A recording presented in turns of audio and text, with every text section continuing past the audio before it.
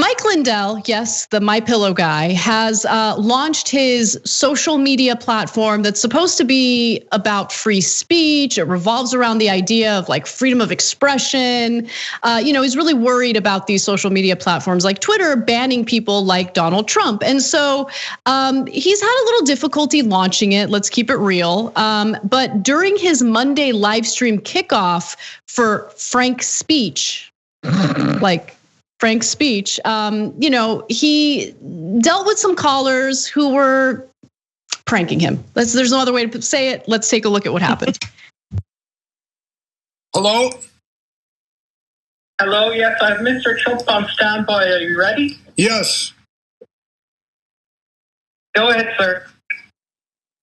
Hello, everyone. We have the president here, our real president, everyone. Hello, Mr. President. MacronShow.com, bitches. MacronShow.com. Okay. All right. I guess that wasn't. I guess that was. You see what they're doing? They're attacking us. And this is what. That even came up. They're hacking into our phones. It came up that it was a legitimate number. Call. So he opened up the phone lines. He was hit with a bunch of prank calls, including one person claiming to be Donald Trump. And you see like that childlike excitement in his face when he genuinely thinks that Trump is calling in. And then like just his heart getting broken in real time. Like you see it in his face, like, oh, look at how happy he is. He's so happy. He's like, it's Donald Trump. And then, oh, no, it's not. No, it's not. Okay, I'm gonna say something that's controversial because I know that Mike Lindell's not a good guy. I know. But there was a part of me that felt really bad for him because like, I don't think he's mentally sound. So part of me feels like, I feel like I'm kind of punching down in finding these videos so fun. Like I find it funny. I'm not trying to be like, oh, I'm better than everyone else and like, no, this is wrong. No, I find it hilarious. But at the same time, like there was one other prank call that made light of someone addicted to drugs dying.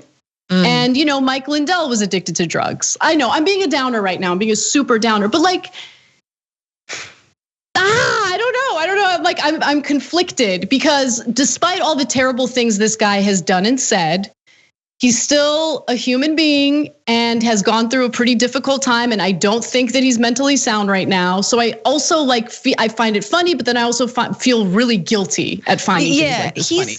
He definitely has like 8-year-old energy who yes. brought you like a really ugly birdhouse and you're like, oh, it's beautiful. Like there just is a patheticness about him. Look, he named his company MyPillow. Like it's silly. And yeah, he might be, not all sound and might be very special, but yeah, so I totally hear you. And but it was really, really funny and bless that person who clearly got like that took work, like putting what was very much Trump's voice, being like, hello, everyone, and then, just poor, don't open up the lines, buddy. But like, that's what's going to happen on Frank. You're going to maybe get pranked on, you got franked, friend. But yeah, Lindell's interesting though, Anna, because he isn't at least I haven't seen a lot of clips of him being like a horrendous racist or like a white nationalist. He just like really loves Trump. Like he just loves Trump. He's just like a Trump fanboy and like the corniest of fanboys. And yeah, that might mean that he also has terrible retrograde ideas, but like he just kind of seems like a cartoon character who keeps on like stepping in the honey pot and then putting it on his head and then go. I don't know what bear character I'm doing, but you know what I mean? Winnie the Pooh? Yeah, he's like, or who's the picnic bear? Why can't I think? Who's the picnic basket guy? Brett knows all the bears. I keep looking at Brett's face because he's the one who's like mouth. The entire control room is like Yogi. Yeah. He's got like Yogi energy. Like he's dumb, but you can't hate him kind of thing. Yeah, I just feel I hate having a heart. Like I kind of wish I was heartless and I could just, just laugh and not feel guilty at all. But I feel guilt. I just felt like I needed to disclose that. But there is a part of this story that I do want to kind of talk about that's a little more, I guess, serious. And it's this notion of, we don't want to be censored. Social media censors us. So we're going to launch our own platforms that really like support free speech and free expression. Except like everyone who claims they're in favor of free speech is full of crap. Everyone, left, right, doesn't matter. Because everyone wants to like censor speech they don't like. And that's exactly the case with this Frank platform. So as the Daily Beast reports, while the site is supposed to be about free speech, users cannot use profanity or God's name in vain. And despite the site essentially being founded on the ability to freely lie about the election or other hot button issues, Lindell has declared that out and out lies are forbidden, right? So and what are out and out lies for Mike Lindell? What do you have to do? What does like the agreement look like? It's just like no fibbing, okay? No Lord's name in vain and no fibbing, except for the election. We'll allow that one. That's the barrier to entry.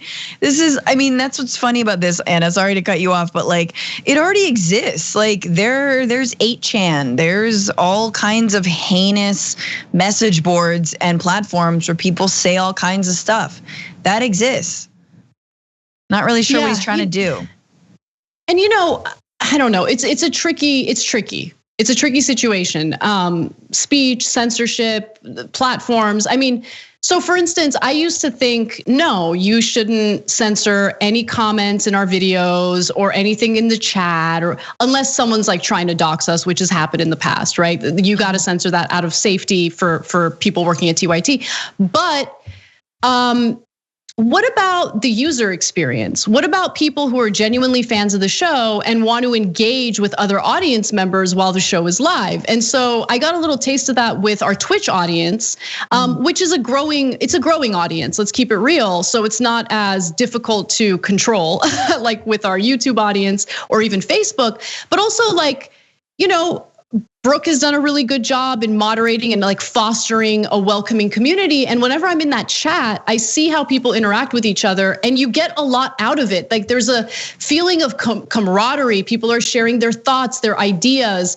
And people are like free to like just speak to one another without worries about some troll like harassing them or threatening them. And so that's nice too. So it's a difficult situation, but you do want to foster an environment where people who genuinely want to be there and genuinely like the show feel comfortable communicating their own thoughts and feel comfortable weighing in on the stories as well, So I don't know, it's difficult. Absolutely. Look at Twitter. Look at Twitter after Trump. It's a vastly better place. Do I want Twitter to have that much control? No. But it is a vastly better place without his hate speech. The other thing I was gonna say is supposedly Gab, and I haven't been there, but apparently a lot of these right wingers like hate all these so-called free speech platforms because all they really wanna do is like trigger liberals and like leftists. And so they hate it because there's no one like watching their stuff. And it's sort of like, if a right winger like dunks on Maxine Waters in the woods, like does it still count kind of like conundrum that they're facing because no one's there watching them. It's just people who agree with them and they hate that. Man, I feel really bad for people who like that's how they get some meaning out of life, like owning anyone. I don't care if you're owning the libs, owning whoever, like go take a walk, guys. Like it's spring. The flowers are blooming. Like walk by a citrus tree. It's lovely. They smell so good. Like enjoy life. Go out there, enjoy life. Like no one cares that you're owning the libs. Like no one cares. They might get a rise out of it. Okay, sure. Thanks for watching the Young Turks. Really appreciate it. Another way to show support is through YouTube memberships. You'll get to interact with us more. There's live chat emojis, badges. You've got emojis of me, Anna, John, JR. So those are super fun. But you also get playback of our exclusive member-only shows and specials right after they air. So all of that, all you gotta do is click that join button right underneath the video. Thank you.